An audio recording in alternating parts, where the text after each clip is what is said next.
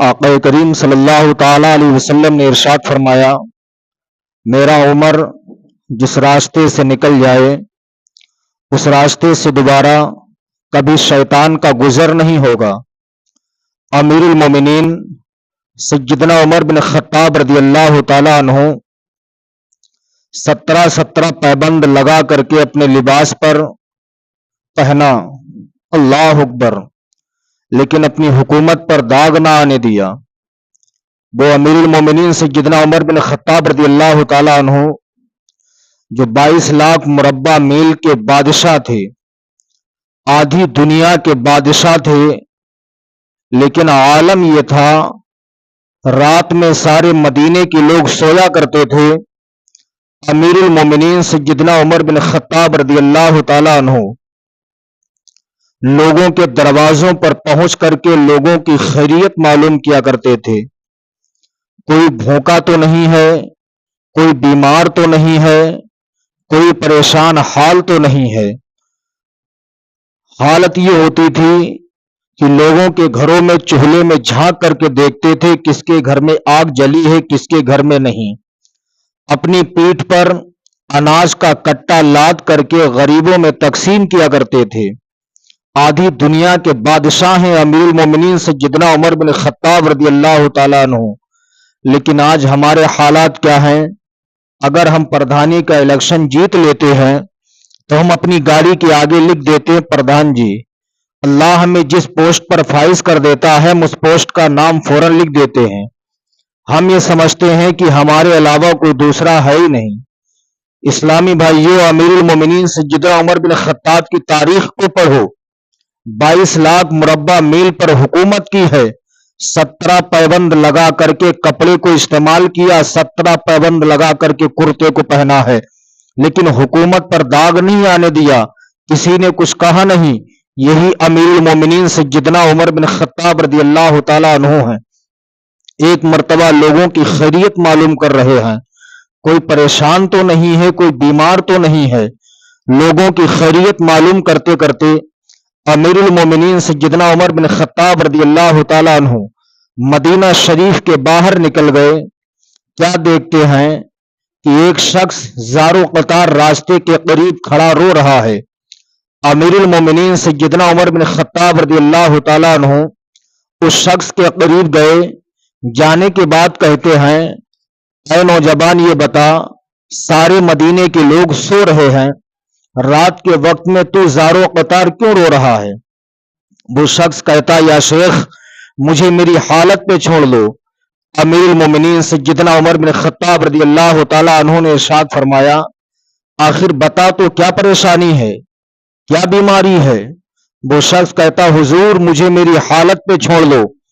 امیر المومنین سیدنا عمر بن خطاب رضی اللہ تعالی عنہ نے پوچھا، آخر بتا تو تجھے کی چیز نے رلایا ہے؟ کیا تیرے باپ نے تجھے مارا ہے؟ کیا تیری ماں نے تجھے ستایا ہے؟ کیا پڑوسیوں نے تجھے اذیتیں دی ہیں؟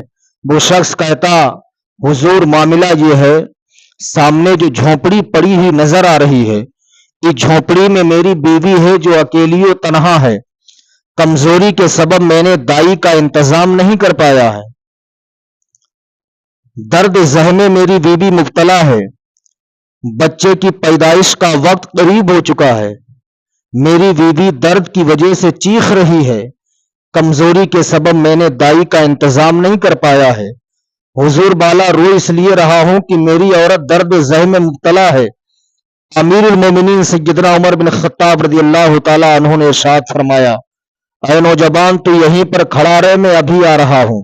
گھوڑے کو ایڑ لگائی، گھر پہنچتے ہیں، دروازے پر دستک دیتے ہیں، اندر سے آواز آتی، کون؟ کہا، میں امیر المومنین عمر بن خطاب ہوں۔ دروازہ کھل گیا، اہلیہ محترمہ کو اپنی سواری پہ بٹھایا۔ آپ کی اہلیہ نے پوچھا، امیر المومنین لے کے کہاں جا رہے ہو؟ عمر بن خطاب رضی اللہ تعالی عنہ نے ارشاد فرمایا، ابھی نہیں بتاؤں گا، واپس آ کے بتاؤں گا تجھے لے کے کہاں گیا تھا۔ اپنی اہلیہ کو اپنی سواری پر بٹھا لیا، بٹھانے کے بعد لے کر کے چل دیتے ہیں۔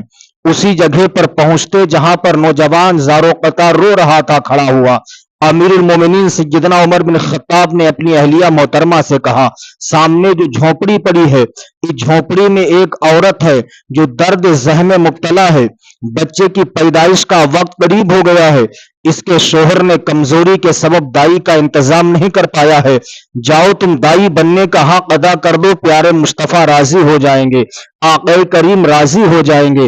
اتنا کہا، آپ کی اہلیہ محترمہ جھونپڑی میں جاتی ہیں، کیا دیکھتی ہیں؟ واقعی عورت درد ذہن میں مبتلا ہے، بچے کی ولادت کا وقت قریب ہو چکا ہے۔ آپ کی اہلیہ محترمہ نے ہاتھ بٹایا، کچھ ہی دیر کے بعد لڑکے کا جنم ہوتا ہے۔ آپ کی اہلیہ محترمہ جھونپڑی سے باہر نکلی، نکلنے کے بعد کہتے ہیں، حضور بالا عورت کے گھر میں لڑکے کا جنم ہوا ہے، چلیے مجھے گھر پہ چھوڑ دیجئے۔ امیر المومنین سیدنا عمر بن خطاب رضی اللہ تعالیٰ عنہ نے اپنی اہلیہ محترمہ کو سواری پر بٹھایا، بٹھانے کے بعد چند قدم آگے بڑھتے ہیں، آواز آتی ہے، اے عمر سن لے، جا تو نے میری خلافت کا حق ادا کر دیا ہے، جا میں بھی تجھ سے راضی ہو گیا ہوں، میرا پروردگار بھی راضی ہو گیا ہے۔ یہ ہے امیر المومنین سیدنا عمر بن خطاب رضی اللہ تعالیٰ عنہ، جن کو اللہ رب العزت نے 22 لاکھ مربع میل کا بادشاہ بنایا تھا۔ لوگوں کی خیریت معلوم کر رہے ہیں، لوگوں کی مدد کر رہے ہیں، لیکن آج ہم کس کی کتنی مدد کرتے ہیں، کس کے کتنا ہم کام آتے ہیں؟ اسلامی بھائیو، ذرا ہم اپنا گریبان جھانک کر کے دیکھیں۔ آج بھائی بھائی سے نفرت کر رہا، پڑوسی پڑوسی سے نفرت کر رہا ہے۔ ذرا سوچئے، سرکار کے نائبین کا حال دیکھیے، خود نہیں کھاتے تھے، دوسروں کو کھلا دیا کرتے تھے، خود گھر میں کھانا نہیں بنتا تھا، پڑوسی کا خیال رکھا کرتے تھے۔ اللہ اکبر! یہی امیر المومنین سیدنا عمر بن خطاب رضی اللہ تعالیٰ عنہ ہیں۔ شان دیکھیے امیر المومنین عمر بن خطاب رضی اللہ تعالیٰ عنہ کی۔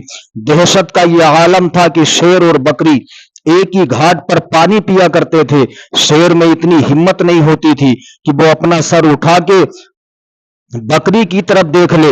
رہتے ہیں مدینے میں، لیکن قیصر و کسریٰ کے بادشاہ کو جب معلوم چلا کہ امیر المومنین سیدنا عمر فاروق اعظم بن گئے ہیں، جب قیصر و کسریٰ کے بادشاہ کو معلوم چلا کہ عمر امیر المومنین بن گئے ہیں، حضرت عمر فاروق اعظم کا جب نام قیصر و کسریٰ کا تاجر سنتا تھا تو اس کے جسم سے پسینہ نکلنے لگتا تھا، ڈر کی وجہ سے جسم کے رونگٹے کھڑے ہو جایا کرتے تھے۔ اللہ اکبر کبیرہ! جب بھی قیصر و کسریٰ کا تاجر امیر المومنین عمر بن خطاب کا نام سن لیتا تھا، ڈر کی وجہ سے سارا جسم پسینے میں شرابور ہو جاتا تھا۔ ایک مرتبہ قیصر و کسریٰ کے تاجر نے کہا، قیصر و کسریٰ کے بادشاہ نے کہا، اے تاجر، جا تو مدینہ شریف چلا جا اور جا کر کے دیکھ امیر المومنین سیدنا عمر بن خطاب اپنے ساتھ کتنے باڈی گارڈ رکھتے ہیں، حفاظتی دستہ ان کے ساتھ کتنا ہے، سپاہیوں کا گروہ ان کے ساتھ کتنا رہتا ہے، جا تو معلومات حاصل کر کے آ۔ تاجر نے کہا تھا، ایسا کیوں؟ قیصر و کسریٰ کے بادشاہ نے کہا تھا، اس لیے جب سے میں نے سنا ہے کہ عمر امیر المومنین بن گئے ہیں، خلیفۃ المسلمین بن گئے ہیں، ڈر کی وجہ سے میرے جسم کے رونگٹے کھڑے ہو جاتے ہیں، میرا جسم پسینے میں شرابور ہو جاتا ہے۔ اگر ان کا نام کوئی میرے سامنے لے لیتا ہے، جا تو معلومات حاصل کر کے آ۔ قیصر و کسریٰ کا تاجر وہاں سے چلا، چلنے کے بعد مدینہ شریف آتا ہے، لوگوں سے ملاقات کرتا ہے، ملاقات کرنے کے بعد پوچھتا ہے، اے لوگوں یہ بتاؤ امیر المومنین سیدنا عمر بن خطاب کا شاہی محل کہاں ہے؟ لوگوں نے کہا، سامنے جو تمہیں کھجور کی چٹائی کی جھونپڑی نظر آ رہی ہے، اسی جھونپڑی میں امیر المومنین انصاف فرماتے ہیں، اسی جھونپڑی میں بیٹھ کر کے امیر المومنین فیصلہ کرتے ہیں۔ اتنا سننا تھا، وہ تاجر کہتا ہے، ان کا کوئی شاہی محل نہیں ہے۔ لوگوں نے کہا، نہیں، کوئی شاہی محل نہیں ہے، اسی جھونپڑی میں بیٹھ کر کے وہ لوگوں کا فیصلہ کرتے ہیں۔ اب وہ قیصر و کسریٰ کا تاجر شش و پنج میں ڈوب گیا، آخر معاملہ کیا ہے؟ قیصر و کسریٰ کے بادشاہ کے سامنے ان کا نام لے دیا جاتا ہے، اس کے جسم کے رونگٹے کھڑے ہو جاتے ہیں، لیکن عمر کا تو کوئی شاہی محل بھی نہیں ہے، عمر کا کوئی شاہی۔ قیصر و کسریٰ کے تاجر نے کہا، یہ بتاؤ امیر المومنین سیدنا عمر بن خطاب ہیں کہاں؟ لوگوں نے کہا، وہ مسجد نبی شریف میں گئے ہیں، وہاں جاتا نہیں ملے۔ پھر پوچھتا کہاں ہے؟ تو لوگوں نے بتایا، دوپہر کا ٹائم ہے، امیر المومنین سیدنا عمر بن خطاب رضی اللہ تعالیٰ عنہ کھجور کے باغ میں آرام کر رہے ہوں گے۔ اتنا اس نے سنا، کھجور کے باغ میں جاتا ہے، کیا دیکھتا امیر المومنین سیدنا عمر بن خطاب رضی اللہ تعالیٰ عنہ تنے تنہا آرام کر رہے ہیں، کوئی سپاہی نہیں، کوئی سپاہیوں کا دستہ نہیں ہے، کوئی بھی باڈی گارڈ نہیں، تنے تنہا عمر بن خطاب رضی اللہ تعالیٰ عنہ آرام کر رہے ہیں۔ اب قیصر و کسریٰ کا تاجر جب یہ معاملہ دیکھتا ہے دنگ رہ جاتا ہے، شش و پنج میں ڈوب جاتا ہے۔ آخر معاملہ کیا ہے؟ امیر المومنین سیدنا عمر بن خطاب رضی اللہ تعالیٰ عنہ کھجور کے باغ میں طرح طرح آرام کر رہے ہیں، کوئی حفاظتی دستہ ان کے ساتھ میں نہیں ہے، کوئی بھی باڈی گارڈ ان کے ساتھ میں نہیں ہے، یہ تو تنہا کھجور کے باغ میں آرام کر رہے ہیں۔ اب وہ کیسر و کسرا امیر المومنین سیدنا عمر بن خطاب کے پاس جاتا ہے، قدموں پر گر جاتا ہے، کلمہ پڑھ کے داخل اسلام ہو جاتا ہے۔ امیر المومنین سیدنا عمر بن خطاب بیدار ہوتے ہیں، پوچھتے ہیں، اے کیسر و کسرا کے تاجر یہ بتا، میں نے تجھ سے ابھی کوئی گفتگو نہیں کی ہے، کوئی تجھ سے ابھی کلام نہیں کیا ہے، تو نے کلمہ پڑھ کے اسلام کیوں قبول کر لیا ہے؟ وہ کیسر و کسرا کا تاجر کہتا، حضور والا، میں نے کلمہ پڑھ کے اسلام اس لیے قبول کر لیا ہے، آپ کی دہشت کا یہ عالم ہے کہ کیسر و کسرا کے بادشاہ کے سامنے اگر آپ کا نام لے دیا جاتا ہے تو اس کے جسم کے رونگٹے کھڑے ہو جاتے ہیں، سارا جسم ڈر کی وجہ سے پسینے میں شرابور ہو جاتا ہے۔ لیکن حضور والا، آپ کی سادگی کا یہ عالم ہے کہ تنہا آپ کھجور کے باغ میں آرام کر رہے ہیں، کوئی باڈی گارڈ آپ کے ساتھ میں نہیں ہے، 22 لاکھ مربع میل پر آپ حکومت کر رہے ہیں، کوئی سپاہی آپ کے ساتھ میں کوئی سپاہی نہیں ہے، تنہا حضور آپ کھجور کے باغ میں آرام کر رہے ہیں۔ حضور والا، میں نے کلمہ اس لیے پڑھ لیا ہے کہ جب مدینے کے امیر المومنین عمر بن خطاب کی سادگی کا یہ عالم ہے تو عمر کے نبی رسول اللہ صلی اللہ علیہ وسلم کی سادگی کا عالم کیا ہوگا؟ حضور، اسی لیے میں نے کلمہ پڑھ کے داخل اسلام ہو گیا ہوں۔ یہ شان ہے امیر المومنین سیدنا عمر بن خطاب رضی اللہ تعالیٰ عنہ کی۔ اسلامی بھائیو، ذرا سوچئے، آج ہمیں اگر کوئی بھی نوکری مل جاتی ہے، اگر اللہ رب العزت ہمیں کسی عہدے پر فائز کر دیتا ہے، اگر ہمیں اللہ رب العزت روپیوں سے نواز دیتا ہے، تو نہ جانے ہمارا غرور و گھمنڈ تکبر کہاں تک پہنچ جاتا ہے کہ ہم اپنے بھائی کو بھائی نہیں سمجھتے ہیں، پڑوسی کو پڑوسی نہیں سمجھتے ہیں، رشتہ دار کو اپنا رشتہ دار نہیں سمجھتے ہیں۔ امیر المومنین سیدنا عمر بن خطاب کی تاریخ کو پڑھ لیجئے، 22 لاکھ مربع میل کے بادشاہ امیر المومنین ہیں، لیکن کپڑوں پر 17 پیبند لگے ہوئی، اللہ اکبر کبیرہ۔ یہی امیر المومنین سیدنا عمر بن خطاب رضی اللہ تعالیٰ عنہ ہیں۔ ایک مرتبہ حضرت عائشہ صدیقہ رضی اللہ تعالیٰ عنہ رات میں لیٹی ہوئی ہیں، اچانک آپ کی نظر آسمان کے تاروں پر پڑ جاتی ہے، عرض کرتی، یا رسول اللہ، اے میرے سرتاج، کیا کسی کی نیکیاں آسمان کے تاروں کے برابر ہیں؟ آقا کریم صلی اللہ علیہ وسلم نے ارشاد فرمایا، اے عائشہ، ہاں وہ عمر ہیں جن کی نیکیاں آسمان کے تاروں کے برابر ہیں۔ حضرت عائشہ صدیقہ نے عرض کیا، اے میرے سرتاج، یا رسول اللہ، میرے والد محترم کی نیکیاں کدھر گئیں؟ آقا کریم صلی اللہ علیہ وسلم نے ارشاد فرمایا، اے عائشہ سنو، عمر جتنی آسمان میں تارے ہیں، اتنی بڑی ایک نیکی امیر المومنین عمر بن خطاب کی ہے، جتنے آسمان میں تارے ہیں اتنی نیکیاں عمر بن خطاب کی ہیں، جتنے تارے ہیں اتنی بڑی ایک نیکی ابو بکر صدیق رضی اللہ تعالیٰ عنہ کی ہے۔ اسلامی بھائیوں، سرکار کے نائبین سے درس حاصل کیجیے، تاریخیں پڑھیے، تب ہمیں معلوم چلے گا کہ اسلام کیسے پھیلا ہے۔ جب ہمارے سرکار صلی اللہ تعالیٰ علیہ وسلم کا وصال ظاہری ہوا تھا، سرکار نے وصال فرمایا تھا، لوگ کہہ رہے تھے کہ اسلام اب مٹ جائے گا، اسلام چلانے والا کوئی نہیں رہے گا، لیکن امیر المومنین سیدنا عمر بن خطاب رضی اللہ تعالیٰ عنہ نے اسلام کی باغ ڈور کو سنبھالا، ابو بکر صدیق رضی اللہ تعالیٰ عنہ نے اسلام کی باغ ڈور کو سنبھالا، عثمان غنی نے اسلام کی شجر اسلام کی آبیاری کے لیے جانی مالی قربانی پیش کی، مولائے کائنات نے اسلام کی آبیاری کے لیے سب کچھ اپنا قربان کر دیا۔